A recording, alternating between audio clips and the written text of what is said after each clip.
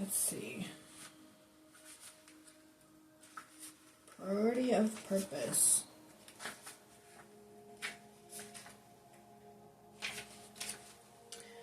One second, here we go. In a reading, you are a dreamer, but you are also meant to be a doer. It's the right time to cast off some of the demands on your time and attention that are keeping you from pursuing your true purpose. If you have many dreams, that's fine, but it is wise to focus on what to percolate in the background for a while. When it's time to attend to them, you'll know. For now, do what you can, and don't be afraid to make a sacrifice or two along the way. When it's time to attend to them, you'll know. For now, do what you can do, and don't be afraid to make a sacrifice or two along the way. Those sacrifices will be repaid in more ways than you currently know. You won't lose anything by dropping the distractions and going for it. Spiritual guidance. Making a choice can be hard, as if to say yes to one thing, you have to say no to 15 other things. Remember that saying no is just saying not right now, rather than never. There is a higher plan for your life that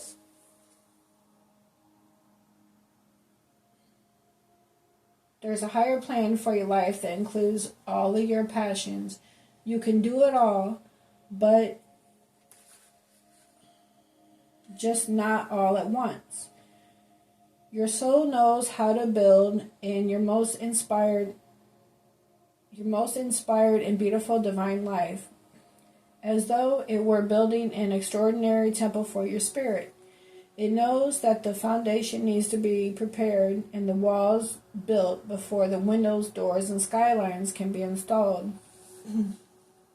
The roof may be absolutely one of a kind, incredible, but if you try to lay the roof before you've built the walls, you're going to have some problems. There's a certain order to how things need to happen, which the soul intuitively knows. That is why listening to the soul and trusting your inner guiding voice makes more sense than trying to accomplish everything straight away and ending up with so much less than you deserve for all that effort. Every moment of practice and sacrifice that you make now is stored up in the universe as a sweet grace that you will receive back later.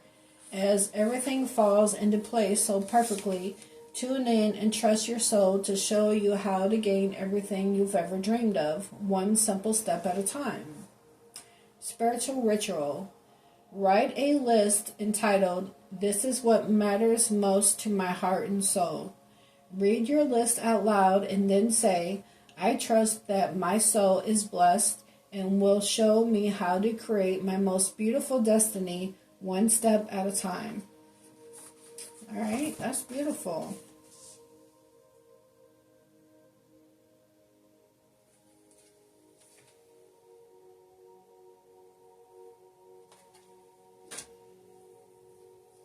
That's beautiful. I just realized that there was 2 of them that came out, but I'm not going to read both of them. All right, so priority of purpose. So just do things one thing at a time. Again, you're being asked to practice self-control and be cautious so your passions does not lead you into trouble.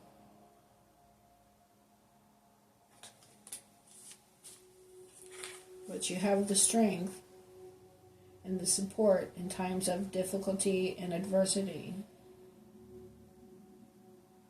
And it was time for you to take a stand, lay your burden down for your beliefs and your truth your values with strength and confidence.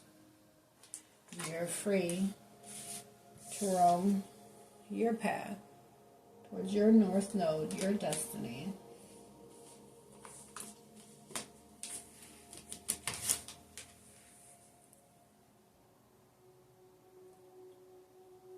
Examine your productivity.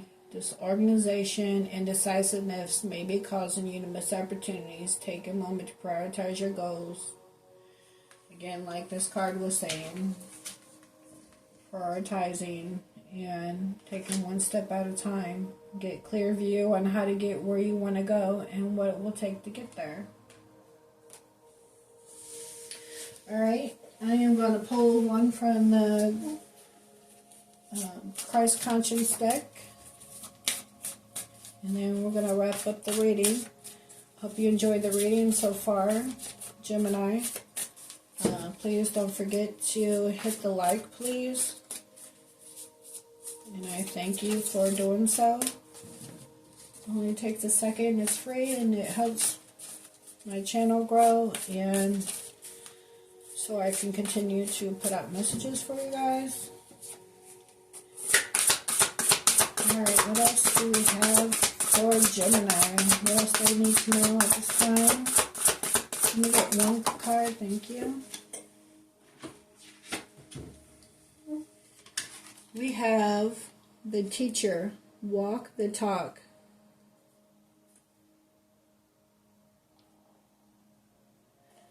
Oh, we got Jesus and a little boy looking at the bird.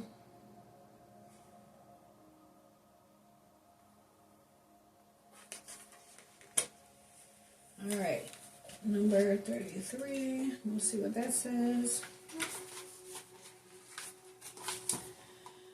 Alright, much of Jesus' teachings came via what he did just as much as what he said.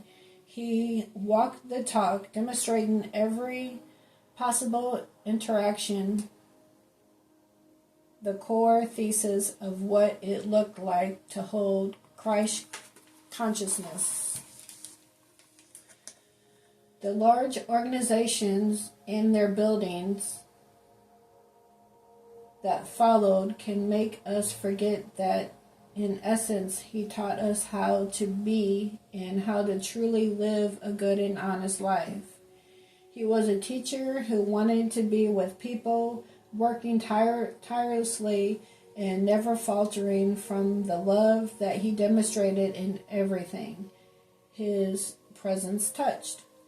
He rightfully sits as one of this world's greatest masters, yet he reminds us that we can emulate and practice much of what he taught, and that is achievable and not undoable. He knows there are inevitable moments when you may have acted in ways you are ashamed of or said things that can't be undone. However, he does not see you as a miserable sinner needing to reimburse for these shortcomings, but instead encouraging you to learn from mistakes, move on, and try again. When we start to understand why we rejected a certain way, we can begin the process to heal our wounds and triggers. When we need help, Jesus will step forward to guide us, and he will never reprimand you. Rather, he sees you as a child of God who is still learning, and no one reprimands a child when they fall. They help pick them up and set them back on the right course. Realize also that having walked this earth himself, he understands what it is to be human, the unique challenges that exist here, from temptation to cruelty, injustice, inequality, and more. When we witness suffering, he when he witnessed suffering, he went to help. When he knew trouble was unavoidable, he walked into the arena just as his followers did centuries later. He knew that God would never abandon him, and likewise, he will never abandon you. We are all truly blessed to have his assistance. Jesus, now as Spirit among us, guides you still, highlighting a path where your own Christ conscience can shine in you to become a teacher for others. We all are life's teachers. The example we set is copied by, for example, our children, for good and bad.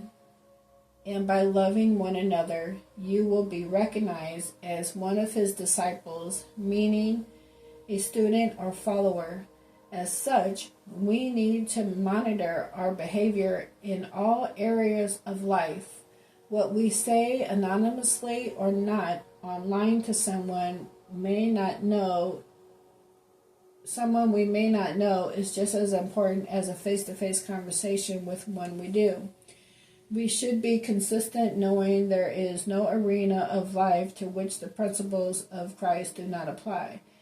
And in the hardest subjects, we still need to be able to walk the talk and demonstrate our heart-centered consciousness in action. Teaching comes from many places via children in different cultures and places, and from hard times such as illness and so many ways. We will constantly learn if we ask of anything. What does this show me? What have I to learn from the situation? We are encouraged to become like children again, full of wonder, wanting to learn and acquire new understanding. The small child who asks why is inquisitive and keen to know. Embrace being life's student as well as its teacher. We learn from each other, and via that our consciousness continues to grow. So be kind to one another, and it's about walking your path with your goodness, your good intentions, being nice to each other, releasing what's not for you, and being open to receive and listening to your higher self. And walk your path with strength and confidence. All right, Gemini. Thanks for hanging out. I appreciate you. And thank you for hitting the like button. I appreciate that too. I'll see you next time. All right. Bye.